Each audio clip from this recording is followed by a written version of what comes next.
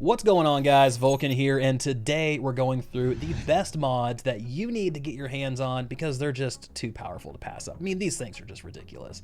These mods are total game changers, and they can really take your build to the next level, where, I mean, at least give you an edge to push through that world tier or challenge tier you're stuck on. So, little disclaimer, this is 100% my opinion, right? There will be mods that you value more than these, that other people value more than yours.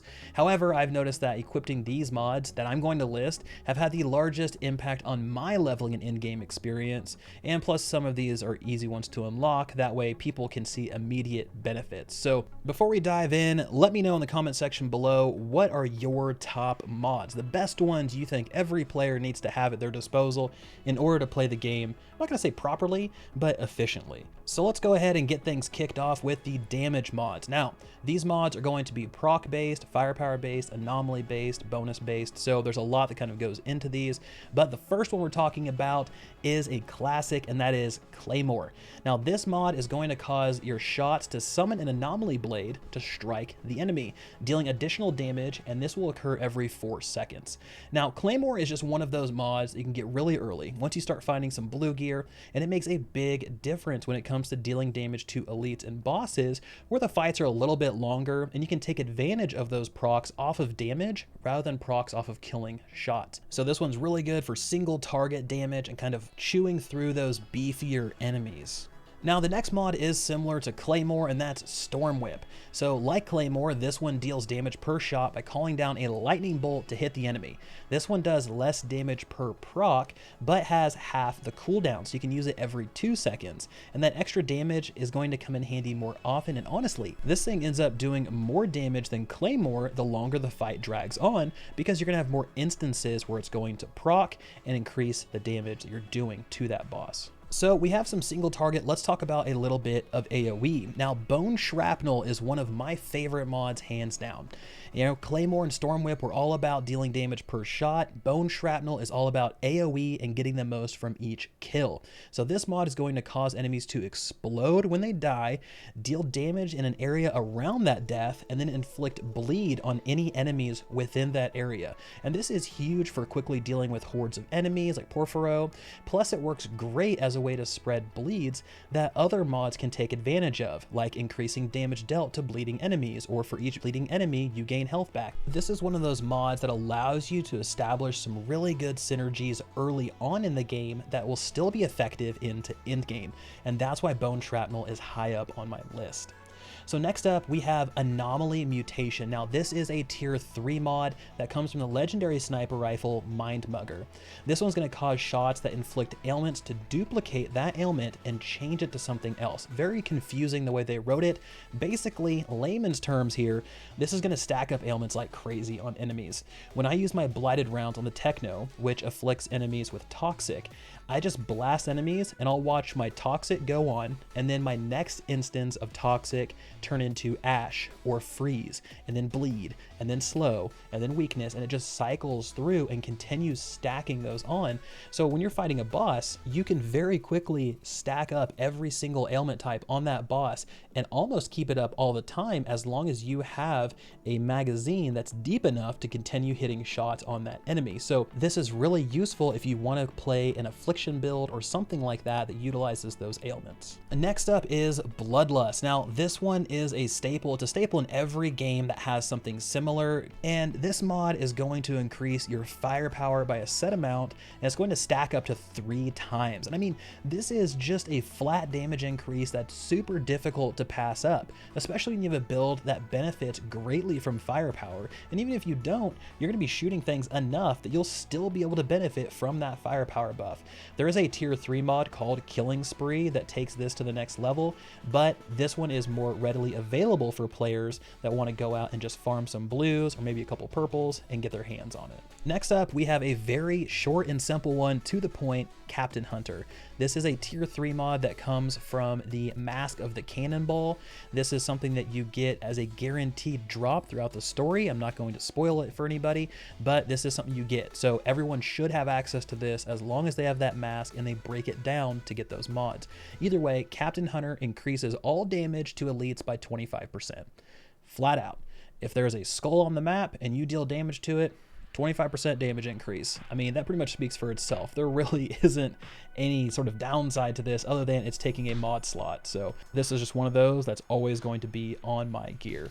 Next up, we have Stand Tall. So this one is going to increase your firepower and anomaly power by a set amount whenever you aren't in cover for more than 5 seconds.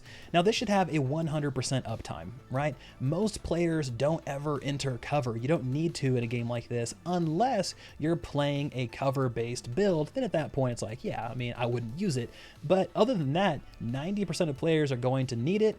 And this one is fantastic because it's literally just free stat boost. So really no downside. Now, lastly, I did want to call out, these are the mods that increase your damage against a specific ailment. So you can find one that aligns with your class for an easy damage boost. For instance, I play a Technomancer, and there's a lot of mods out there that increase all damage done to enemies afflicted by toxic or enemies that are frozen. There's some out there for the Pyromancer that revolve around burns, and then bleeds for the Devastator. So there's a lot of flexibility out there that you can really take advantage of. So I wanted to make sure I put that in this list because sometimes those are the best mods of them all because they can synergize quite a few of them. So next up, I want to talk about utility mods, and those mods are Perpetuum Mobile. This is a great mod. This one right here is kind of the talk of the town right now because it allows you to refresh your magazine whenever you kill an enemy with less than 35% of your magazine remaining. So it's just a fancy way of saying unlimited ammo and you never have to reload. Now the thing here is this also works with blighted rounds, volcanic rounds, twisted rounds, and because of that, you're able to keep those buffs up with 100% uptime, and that is just such a big DPS increase. It is insanity. So this is one of those mods you have to have if you plan on playing a build that circulates around firepower or those anomaly rounds. Now, number 2 is Phantom Dash. Now, Phantom Dash, this one is solid for leveling and really good for escaping from being cornered.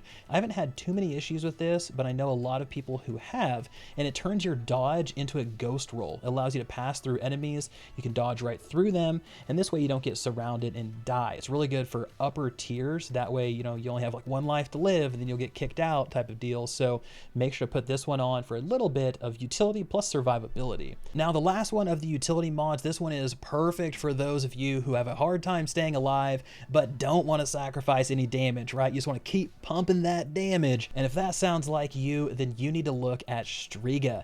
This will return 30% of your critical damage as health and really just rewards those players with a strong aim without sacrificing damage and keeping that health bar topped off. I can see this one coming into play in a clutch way at upper tiers. So like I said, if that sounds like you, take a look at this one because it might just be what your build needs. So that wraps up the utility mods. Let's go ahead and let's move into the defensive mods. So kicking things off over here, number 1, we have Emergency Stance.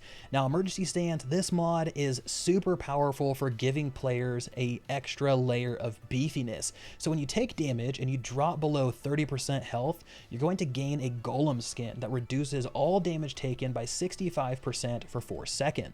Now, when it comes to progressing and needing to slot a survivability mod, this is the one I always reach for because it has just that flat 65% damage reduction. It procs, it doesn't have a too long of cooldown, and it's easy to get your hands on. Number 2, when it comes to utility mods, is Perseverance Shield. So this is a decent alternative to Emergency Stance if you prefer shield buffers to damage reduction. When you drop below 30% health, you gain a large amount of shield. This is perfect for tricksters. It's also really good for those people who want to build a shield character where you get a damage buff or a proc or something happens when you gain shield and lose shield. So good stuff there. Let's move into number 3, and that's Purity. Now Purity, not much to say here. It provides a flat 75% duration reduction to negative ailments, and that's just, I mean, it's great for survivability. You don't burn as long, you don't freeze as long, you don't ash as long, you don't have weakness as long. It's just one of those things that really helps, especially early on when you're grinding out gear. The last one of the defensive mods, and that is Mitigation from Death. So for those of you who are constantly aiming down sights like myself, this is an absolute no-brainer. Whenever you kill something while in ADS, you gain a massive amount of armor stacking to 3 times. And I mean a massive amount. I took this mod, put it on my pants, and my Techno went from 30k armor to 107k armor very, very quickly, and it gave me so much tankiness. It was insane. I took off a lot of my other survivability mods because mitigation from death was really all I needed. I know it only blocks against physical, but honestly, when you're fighting Perfuro and things like that, physical is a primary thing that they deal. So I was like, I need this, throw it on my character, let's keep moving. Okay guys, so those are the best mods, in my opinion, you need to get your hands on early in order to start conquering endgame and pounding out additional world tiers. But like I said at the beginning of the video, I want to hear from you guys. What is your list of the best damage mods, utility mods, and defensive mods? As always, thank you guys so much for the support. This has been Vulkan, and I'll talk to you guys next time.